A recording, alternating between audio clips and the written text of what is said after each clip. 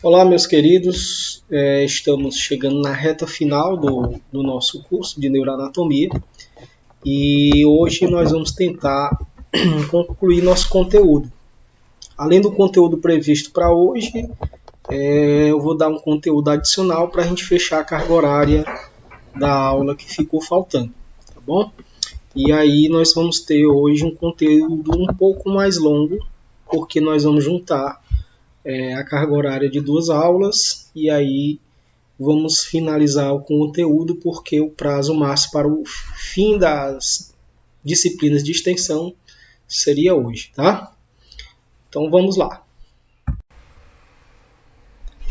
Então, meus queridos, vamos continuar agora com o nosso conteúdo.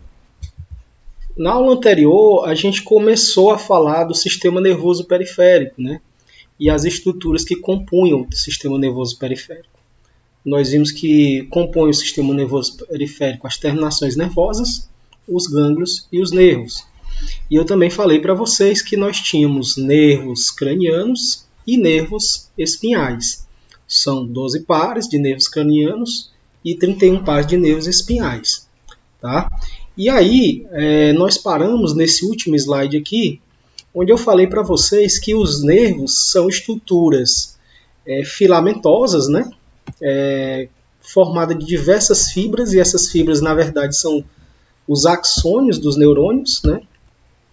E o corpo neuronal desse neurônio normalmente estão localizados ou nos gânglios, né? Se for um neurônio sensitivo, ou então na medula, se for um neurônio motor, tá? Então, macroscopicamente falando, se a gente olhar um nervo, ele é uma estrutura esbranquiçada. Se você cortar ele ao meio, você vê que ele é maciço, né? E o conteúdo dele é esbranquiçado. Mas, como eu tinha falado para vocês, se você observar no microscópio, você vai ver que ele é formado por diversas fibras bem pequenas. E essas fibras, na verdade, são os axônios dos neurônios. Bom, então, esses nervos, basicamente, eles podem se dividir em dois tipos, né? Nós temos aqueles nervos que se originam direto do tronco encefálico, lá do crânio, são chamados nervos cranianos, tá? Eles nascem dentro do crânio. E nós temos aqueles nervos que são chamados nervos espinhais, são aqueles que nascem da medula, né? Saindo da medula, das raízes medulares, saindo pelas laterais, né? Da coluna cervical, torácica, lombar e sacral, tá? Bom, os nervos cranianos eu prefiro falar mais detalhadamente para vocês, porque são alguns nervos diferenciados, né? Esses nervos eles fazem conexão direta com o encéfalo, eles saem direto do encéfalo, né? E a maioria tem origem no tronco encefálico, com exceção do nervo olfatório e o nervo óptico, né? O nervo olfatório ele tem origem no bulbo, né, olfatório, e o nervo óptico ele sai direto do quiasma óptico, né? Tá? E o restante dos nervos sai do tronco encefálico. Bom, se a gente olhar aqui esse quadro, a gente vai ver aqui a representação, né, da saída de todos esses nervos, né? Do primeiro, todos os nervos cranianos, 12 pares, são enumerados por números, né? Primeiro par, segundo par, terceiro par, tá? E o primeiro par é o olfatório, né? O segundo é o óptico, né? Tá? E assim por diante, tá? E aí a gente vai até o 12º par, tá bom? E aí nós vamos falar em particularmente um pouquinho de cada um. Bom, gente, o nervo olfatório ele tem uma origem direta no bulbo olfatório, né, que é localizado diretamente na base do lobo frontal, né, na parte inferior do lobo frontal. E ele é um nervo puramente sensitivo, ele só tem uma função, captar informações olfatórias. Tá? Esse nervo, gente, ele nasce aqui, ele é tipo um filamento, tá? É chamado de bulbo, né? E dele saem diversos outros raminhos menores, né? Que são os ramos olfatórios. Bom, o bulbo olfatório ele repousa por sobre a lâmina crivosa. Tá? A lâmina crivosa é uma parte do osso etmoide, ela é cheia de furinhos, né? A gente sabe que o osso etmoide ele tem uma porção que fica para dentro do crânio, né? Que é a lâmina crivosa e a crista galli, tá? E essa lâmina crivosa ela é cheia de furinhos, e esses furinhos nada mais nada menos que são a passagem desses raminhos aqui do nervo olfatório. E esses ramos vão adentrar na mucosa nasal, né? Sobre as conchas nasais, sobre o septo nasal, e vão povoar a superfície da mucosa, captando as informações das estruturas das terminações nervosas olfatórias, que são capazes de captar substâncias de odores, né? Então, existem terminações desses nervos, e essas terminações têm a capacidade de se sensibilizar com substâncias químicas voláteis, substâncias que liberam odor. E essas substâncias estimulam essas terminações nervosas, gerando um estímulo nervoso que é captado pelo nervo e vai lá para o cérebro. Chegando lá no cérebro, essa informação passa primeiro pelo tálamo, né? Tá? E aí é associado com memória, né? Tem a memória olfatória, né? Tá? É associado também com o sistema límbico, né? O sistema das emoções e a consciência, tá? E essas informações são decodificadas e aí você vai ter um cheiro. Esse cheiro pode ser associado a qualquer alguma coisa, por exemplo, que esteja na sua memória, né? O cheiro pode estar associado a uma comida ou pode estar associado a algo desagradável, né? Tá? Pode ser o cheiro de uma pessoa ou de uma planta, né? Tá? Então, ele é captado pelo nervo e vai ser decodificado lá no tálamo, e o tálamo vai conjugar as informações e mandar para os lugares corretos. Tá? E aí vai mandar para a região correta do olfato lá no cérebro. Tá? Bom, o segundo par de nervo, como eu tinha acabado de falar para vocês, é o nervo óptico. Tá? O nervo óptico ele é um nervo também puramente sensitivo. Tá? E o nervo óptico ele vai lá para a retina. Tá? Ele vai captar informações das células bastonetes da retina, né? Tá bom? E dos cones, né? Que são as células que captam informações visuais. Elas captam a luz e transformam a luz em impulsos elétricos, né? Que são conduzidos pelo nervo óptico. O nervo óptico ele cruza, né, na região do quiasma óptico, tá? O quiasma óptico fica bem aproximado da hipófise, né? E lá ele cruza e cada um vai para um hemisfério diferente, né? No caso, o olho direito é coordenado pelo lado esquerdo do cérebro e vice-versa, tá? Então, o nervo óptico ele só tem uma função, né? Ele traz as informações que são captadas pela retina, né? A luz captada pela retina, e leva para o cérebro, para onde será decodificado aquela informação visual. Aquela informação visual ela vai para o centro da memória, ela vai para o centro das emoções e para o centro da consciência. Tá? Então ele só faz captar. O nervo óptico ele não coordena o movimento do olho, ele não coordena a abertura ou fechamento da íris, a contração do cristalino, ele não coordena nada disso, né? Ele apenas capta a luz que é projetada na retina, tá? E aí quem faz esse tipo de coordenação são os outros nervos.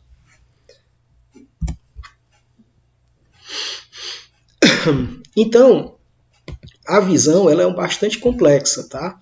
Nós temos um nervo próprio só para captar o resultado de tudo, que é o nervo óptico. Mas por funcionamento do olho, nós também temos outros nervos que estão associados ao funcionamento do olho. No caso, o terceiro, o quarto e o sexto par. Tá? O músculo oculomotor, aliás, o nervo oculomotor, que é o terceiro par, tá? Ele está associado ao controle da abertura da íris e da contração do cristalino. Você sabe que o cristalino ele ajuda a focar a imagem na retina, né? A luz na retina. Então o cristalino ele é relaxado e contraído. E a íris ela abre e fecha, fazendo com que entre mais ou menos luz no olho. Tá? Então, se há necessidade, você está num local mais escuro, vai entrar pouca luz, a sua retina vai captar essa informação vai pelo nervo óptico, né, no caso o segundo par, e aí volta um comando pelo óculo motor, que é o terceiro par, dizendo para eles abrir um pouco mais a retina, né, para que a retina deixe entrar mais luz, para que haja mais informação visual, né?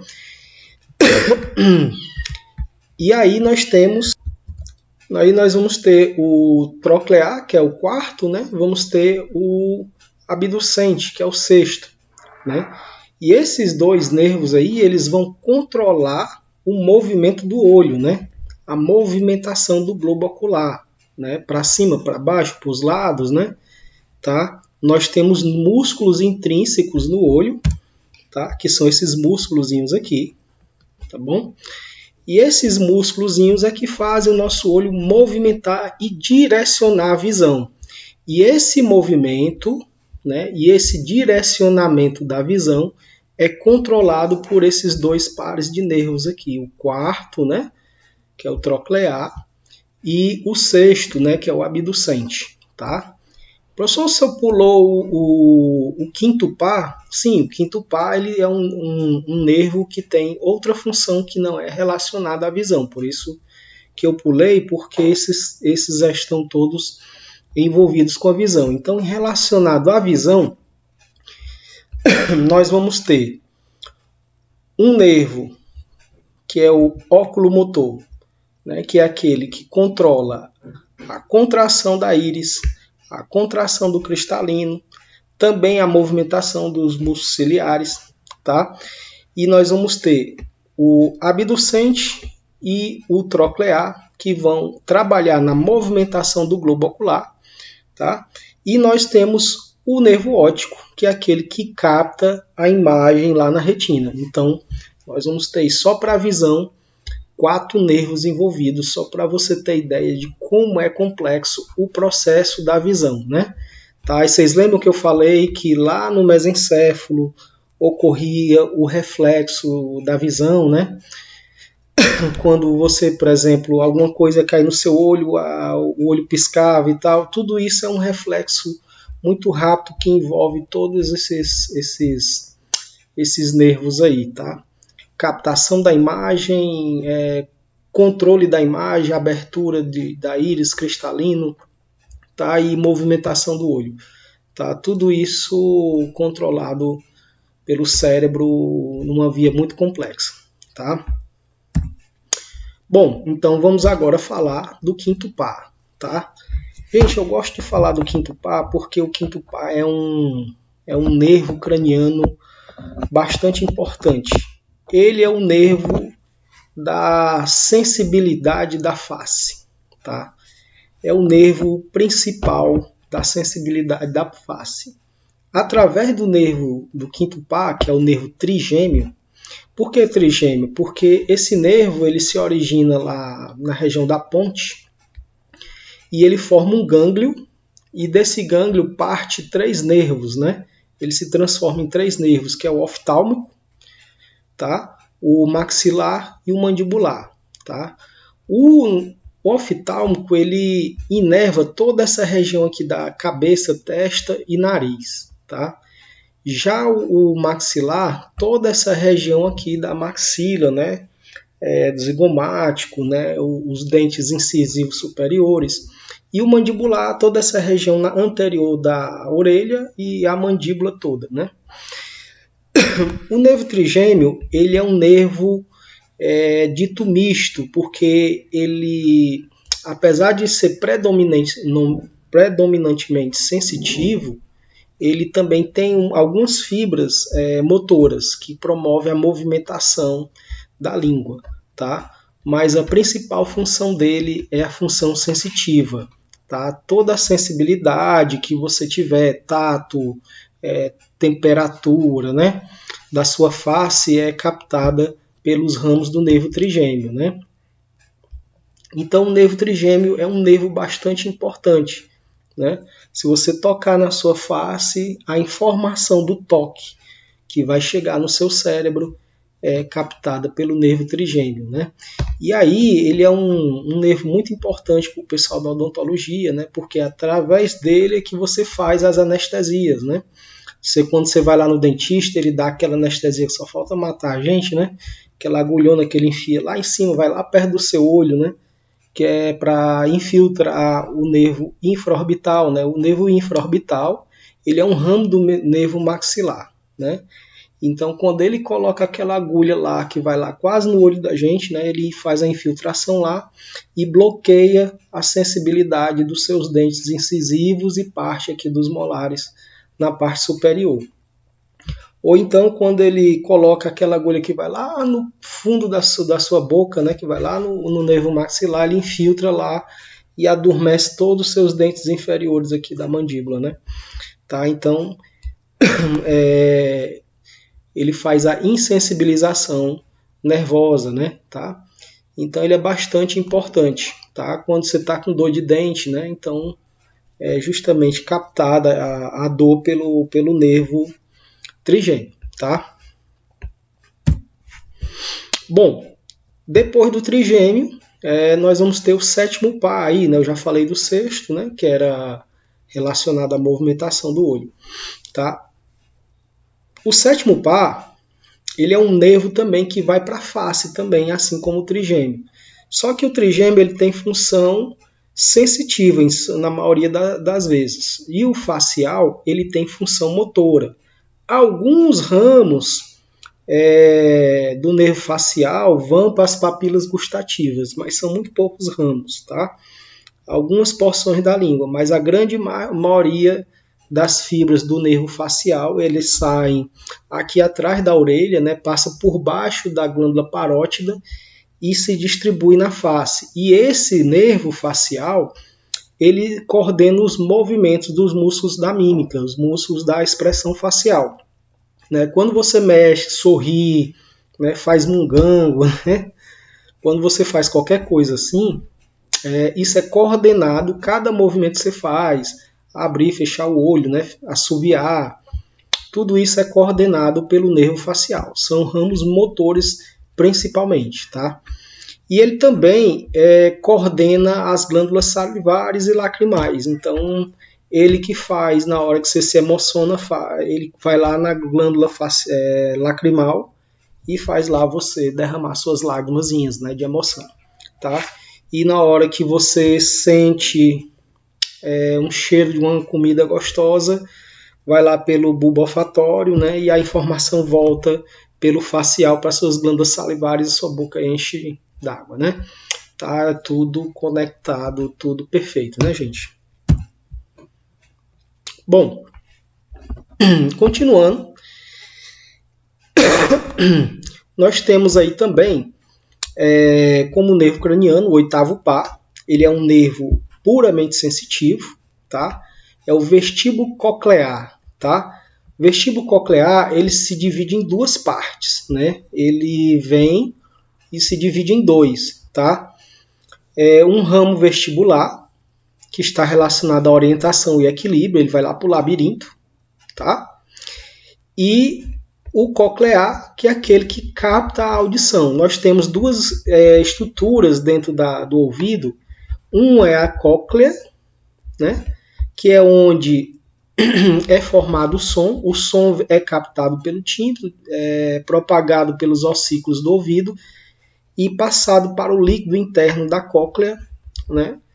E lá são captados pelas células ciliares e essas células transformam isso em vibrações que são captadas pelo nervo auditivo, no caso, a porção coclear do nervo vestíbulo coclear. E aí tem outra estrutura dentro do nosso ouvido que é o labirinto, né? E o labirinto é onde existe a nossa bússola, né, do nosso corpo, né? É onde está a nossa orientação, né? É o labirinto que nos faz perceber se estamos num local em movimento ou não, ou se estamos em uma superfície plana ou não, tá? E aí ele dá a nossa orientação. Quando a gente tem alguma inflamação ou no labirinto ou no nervo vestíbulo coclear, a gente tem problemas de orientação, tá bom? Então, o oitavo par, ele é predominantemente voltado à nossa audição, captação das informações da audição e também controle do equilíbrio, né? Bom, e aí nós temos aí também mais 2 pares de nervos, né, importantes, tá? Que é o nono par e o 12º par, tá? O glosso faríngeo e o hipoglosso. Todos dois estão relacionados à movimentação da língua, tá? E à deglutição. Os dois trabalham juntos, né? Tá? A língua ela precisa de uma coordenação muito grande, né? Tanto para fonar as palavras, como também para se movimentar e fazer a mistura do alimento e a deglutição. São coisas que são complexas, né? Se você observar o processo de fonação de linguagem, é algo bastante complexo. E isso nos possibilitou nós termos essa capacidade de fonação, porque a gente tem um controle neuronal desses movimentos da língua, né? Bastante complexo, porque a gente tem 2 nervos responsáveis por isso, o hipoglosso, né, o glosso faríngeo, tá? Todos 2 são nervos mistos, né? Então, além deles captarem informações gustativas, eles também fazem com que coordene o movimento da língua, tá bom? Bom, algumas dessas fibras são sensitivas, né? Elas adentram na língua, né, e vão transmitir informações dos paladares. A grande maioria das papilas gustativas vão estar ligadas a esses nervos, né? Tá bom? E aí lá vai ter, na sua língua, né, vai ter receptores de sabor, de tato, né? A língua tem tato? Tem. Se você botar alguma coisa na sua boca, você consegue perceber a textura, né? Se é uma coisa macia, mole, líquida, áspera, né? A língua tem tato também, né? Tá certo? Temperatura, você sabe se uma coisa está gelada ou fria na sua boca, né? Tá bom? E aí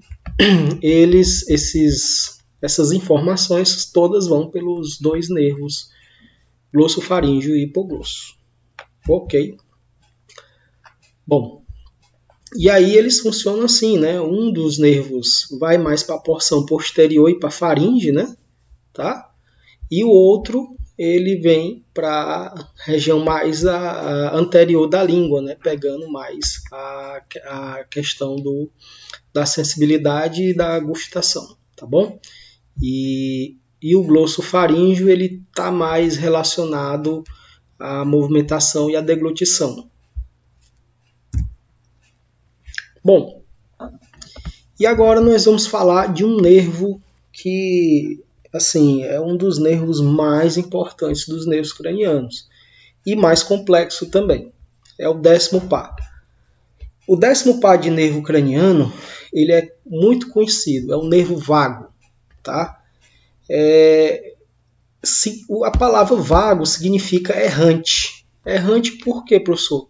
Porque o vago ele se origina lá na cabeça, ele atravessa o pescoço, o tórax e vai chegar lá no abdômen. E ele controla diversas funcionalidades do nosso corpo, tá?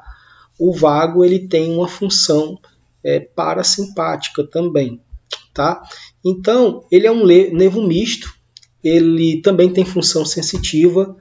Por exemplo, eu falei que o nervo trigêmeo ele dá a sensibilidade de toda a face. Só que a sensibilidade da parte interna da nossa orelha é captada pelo vago. Muito interessante isso. E o vago ele tem fibras sensitivas, tem fibras motoras também e autônomas, né? Então, o vago ele é um músculo, é um nervo fino, mas ele é extremamente funcional, por ele passa muita informação, né? Através do vago, vai informações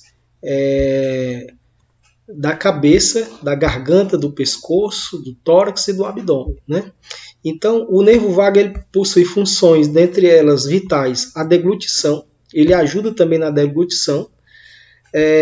Professor, mas você acabou de falar que era o glossofaríngeo que fazia a deglutição. Ele faz a movimentação da língua, né, da base da língua, mais a contração da faringe, né, e do esôfago é controlado pelo vago, né?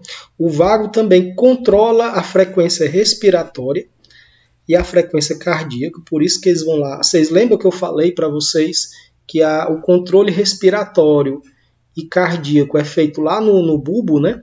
Tá? Então o vago ele vai lá para o tronco encefálico, levando essas informações, tá? Então esse controle é feito através do vago, né? Ele também controla a formação do ácido estomacal, ele controla a contração e a motilidade das vísceras intestinais, tá? Então ele se junta, quando chega lá no abdômen, ele se junta com o nervo esplênico, tá? E alguns ramos sacrais lá no final, para controlar a motilidade intestinal, tá? Então, ele inerva todas as vísceras torácicas e a maioria das vísceras abdominais, fazendo o controle autônomo. Então, o vago ele também está relacionado ao sistema nervoso autônomo, tá bom? Bom, gente, ó, o vago ele desce aqui, né, paralelo à carótida, né? Se você for dissecar ou abrir um pescoço, você vai encontrar o vago logo após a carótida, né, atrás da artéria carótida. E ele cruza por cima do arco aórtico, ele lança por baixo do arco aórtico um ramo que é o laríngeo recorrente, que esse laríngeo recorrente ele vai inervar também, sabe o que? A nossa laringe, né? E controlar também a entonação da fala, tá? O vago ele é bastante complexo, né, gente? E aí ele adentra, passa por trás do coração e desce pelo tórax, lançando ramos para o coração para controlar a frequência cardíaca, ramos também para o diafragma, né, para controlar o movimento diafragmático junto com o nervo frênico, tá? E aí atravessa o diafragma e vai para o abdômen, inervar boa parte das vísceras abdominais. Então, gente, o vago ele está aí relacionado, né, boa parte das estruturas do funcionamento autônomo, né, tá, do nosso organismo, tá? E por último, né, que eu coloquei aqui separado, é o nervo acessório. O nervo acessório ele é um nervo motor, tá? Que ele coordena os músculos da cabeça e do pescoço, né? Essa parte de trás da cabeça, tá?